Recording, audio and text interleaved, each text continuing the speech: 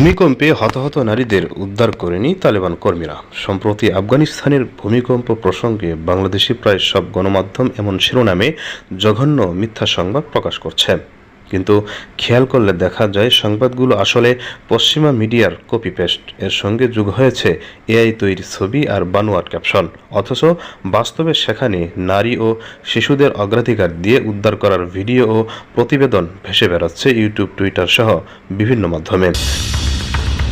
এখন প্রশ্ন হলো, বাংলাদেশের গণমাধ্যমগুলো কি তার নিজস্ব তথ্য যাচাই করার ক্ষমতা হারিয়ে ফেলেছে, নাকি তারা ইচ্ছাকৃতভাবে পশ্চিমা প্রোপাগান্ডার মুখপাত্রে পরিণত হয়েছে?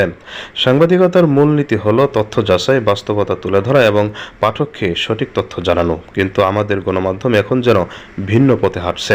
পশ্চিমা কোনো সংবাদ এলে তার যাচাই না করেই অনুবাদ করা হচ্ছে, প্রয়োজন হলে ভুয়া ছবি জুড়ে দেওয়া হচ্ছে, আর পাঠককে আবেগতাড়িত করার মতো বানোয়াট কাহিনী বানানো হচ্ছে।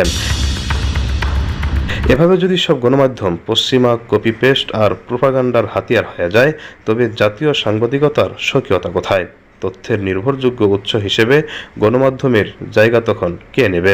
বাংলাদেশের গণমাধ্যমগুলোকে এখনই আত্মসমালোচনা করতে হবে।